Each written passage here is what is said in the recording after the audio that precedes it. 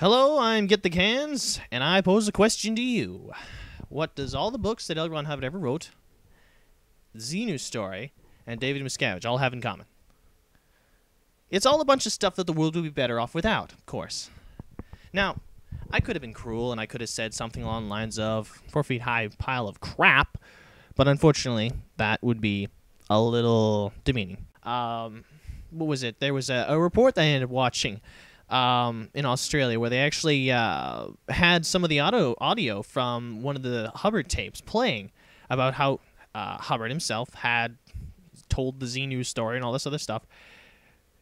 And like the loyal members that they are, they Scientologists, I'm assuming, or at least Scientology supporters, wrote into the show to supposedly show their half of the story, but as predictable as they are, basically they just attacked the people instead of attacking the points, basically equating their efforts to nothing, since not attacking the points doesn't actually deconstruct the argument at all. And considering the fact that they were probably private emails to the newscasting crew themselves, actually accomplished absolutely nothing, aside from the fact that the crew likes Scientology, or at least likes those who support Scientology, or those specifically who had emailed them a lot less.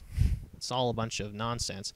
But the main thing about this video here that I want to talk about is the fact that it seems that Scientologists think they own everything.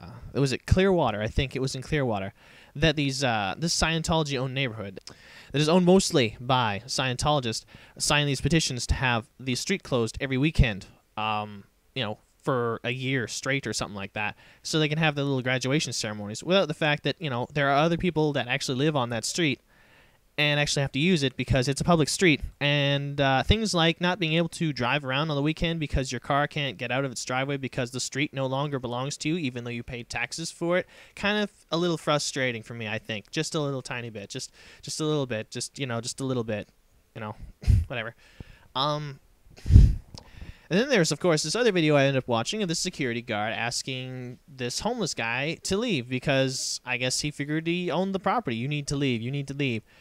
It reminds me of this one protest that I actually went to, and the very first thing that the people from inside the org tried to do is like, well, you guys, you have to start from across the street. It's like, well, why do we have to start from across the street? We want to start right here in front of the org. There's no problem with that. But she just, I don't know. Maybe it's them trying to use their OT powers to make people just do what they want. You need to leave. You need to leave. People tend to get a little intimidated because it's an automatic response to respond to what they what they perceive as authority.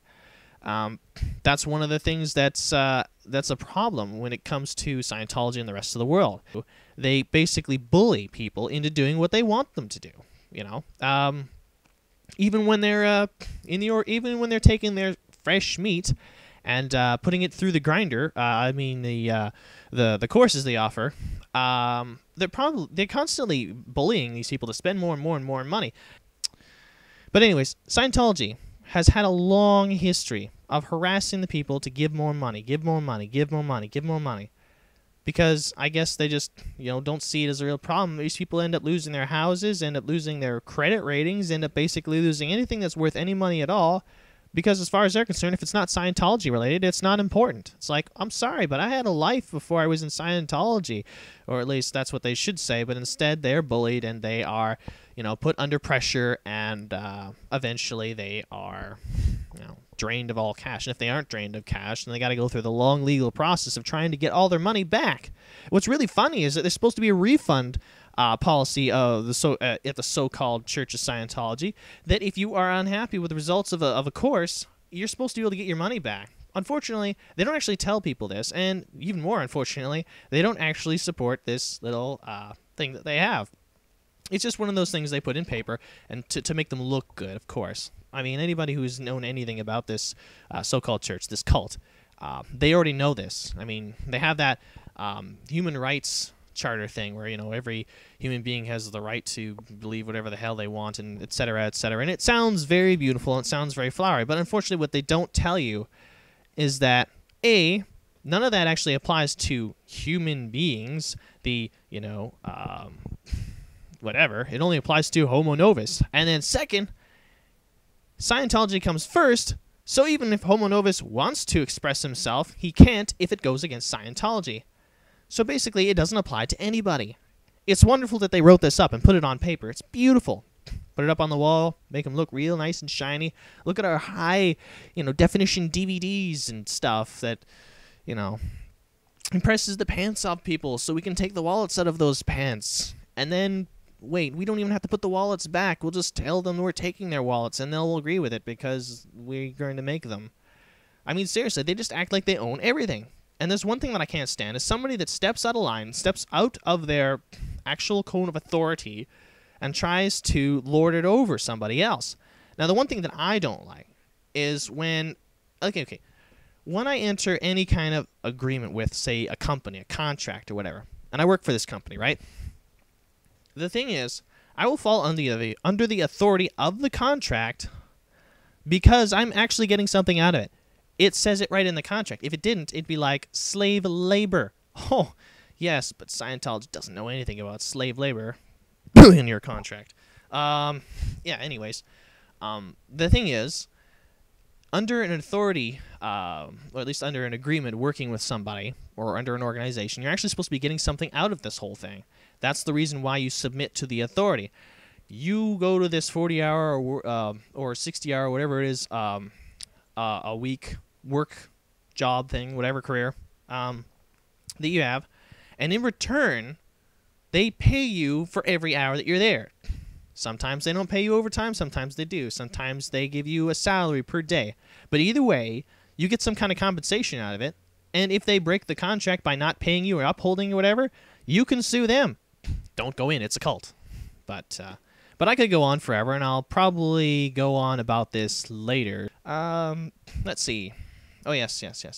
So anyways, yeah, Scientology, you can expect your checks in the mail because I'm purposefully doing this simply because you think that you can tell Gerry Armstrong that he can't talk about 17 years of his life, and you think that you can actually have a contract where you can charge him $50,000 every time he says something like that.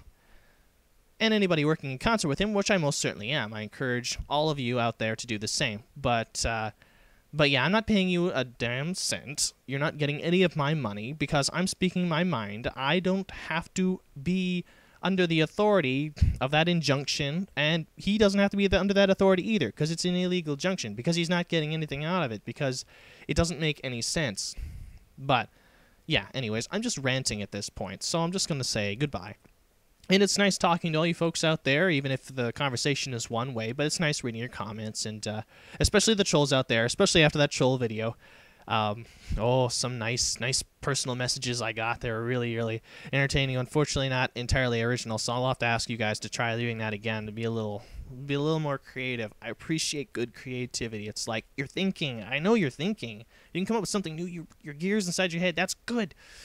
So, keep on thinking out there, you trolls. Love ya very much. Even if you hate my guts, or at least pretend to. And the rest of you all, goodbye. Also, on the 51 things, I got tagged. I'm sorry, but I can't do that because, really, I don't have 51 things. I'm dead broke, and a lot of my stuff has my name written on it, so, yeah. Anyways, bye-bye.